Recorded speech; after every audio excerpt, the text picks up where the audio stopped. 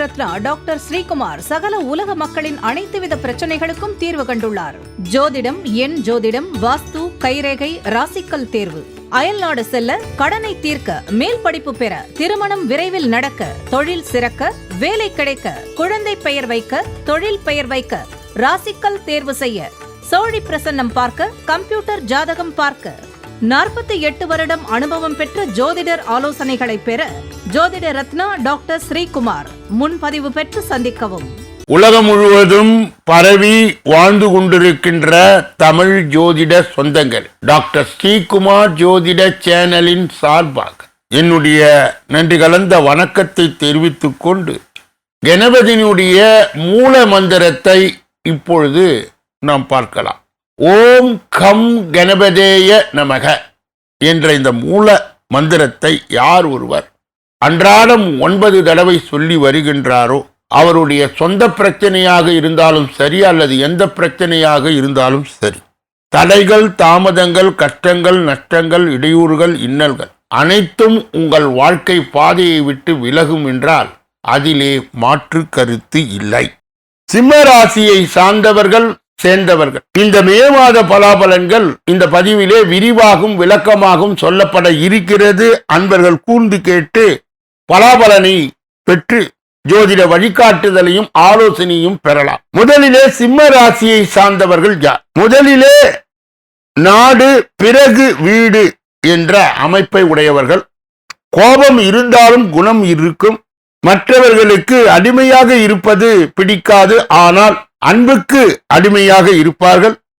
அரசியல் காரணங்களுக்காகவே பிறந்தவர்கள். அரசியல் வாதிகளாக இயற்கையிலே தலைவர்களாக திகழ்கின்ற வல்லமை புரிந்தியவர்கள். நாட்டிற்கு நற்பணி என்பதை செய்து பெயர் எடுப்பவர்கள். அப்படிப்பட்ட சிம்ம ராசியிலே உள்ளடங்கிய 9 பாதங்கள் என்னென்ன? மகம் 1, 2, 3, 4 பாதங்கள், பூரம் 1, 2, 3, 4 பாதங்கள், உத்திரம் 1 என்று சொல்லப்பட்ட 9 பாதங்களை உள்ளடங்கியவர்கள் தான் சிம்ம ராசியை சேர்ந்தவர்கள். இந்த மாதத்திலே 4 பெயர்ச்சிகள் நடக்க இருக்கிறது. 1 சூரியனுக்கு உரியது, உங்கள் ராசிநாதன். 2 சுக்கிரனுக்கு உரியது. 3 செவ்வாய்க்கு உரியது. 4 புதனுக்கு உரியது. இதனுடைய பொது பலனையும் பலாபலனையும் எடுத்து பொது பலனோடு இணைத்து விரிவாகவும் விளக்கமாகவும் நாம் இந்த பதிவிலே சொல்ல இருக்கின்றோம். மற்றவர்கள் வார்த்தைகளுக்கு முக்கியத்துவம் கொடுக்கும் சிம்ம ராசி அன்பர்களே, இந்த மே மாதம் வாழ்க்கை துணையுடன் இருந்த பிணக்கு நிலை மாறும். முன் கோபம் பிடிவாதம் நீங்கும். குடும்பத்தில் இருந்து வந்த மந்த நிலை மாறி உற்சாகம் துளிர்விடும். வரவுக்கு மேல் செலவு இருந்த நிலைமை மெல்ல மெல்ல மாறும். குடும்பத்தில் எதற்கெடுத்தாலும் பிள்ளைகளை சத்தம் போடுவதை குறையுங்கள். உங்கள் பிள்ளைகள் உங்களை விட புத்திசாலிகள். தாய் வழி உறவினர்களுடன் உறவு பலிதமாகும். மருத்துவ செலவுகள் காத்திருக்கிறது, கவனம் தேவை. உத்தியோகத்தில் இருப்பவர்கள் வேலையில் கவனமாய் இருப்பது நல்லது. சக ஊழியருடன் பேசும் பொழுது கவனமுடன் பேசவும். தேவையில்லாததெல்லாம் பேச வேண்டாம். தொழில் செய்யும் இடத்தில் தர்க்கம் கூடாது. மேல் அதிகாரிகளுடைய பலு கொடுக்கலாம். எதையும் செய்யும் திறமை உங்களிடம் இருப்பதை உணருங்கள். பாராட்டுகளும் பரிசும் குவியும். கலைத்துறையினருக்கு மிகவும் அனுகூலமான காலம் இது. வாய்ப்புகள் குவியும். புத்திசாலிதனத்துடன் கையாள்வதால் லாபமான காலம் அமையக்கூடிய வாய்ப்பு உண்டு. அரசியல்வாதிகளுக்கு இனிமையான செய்திகள் தேடி வரும். நீண்ட நாட்களாக எதிர்பார்த்த உதவி கிடைக்க பெறுவீர்கள். புதிய நண்பர்களால் தேவையில்லாத பிரச்சனைகள் உண்டாகும் வாய்ப்புகள் இருப்பதால் கவனமுடன் இருப்பது நல்லது. பெண்களுக்கு நரம்பு சம்பந்தப்பட்ட பிரச்சனையில் மிகுந்த கவனம் தேவை. வாழ்க்கை துணைக்கு சந்தேகம் ஏற்படும்படி நடந்து கொள்வதை தவிருங்கள்.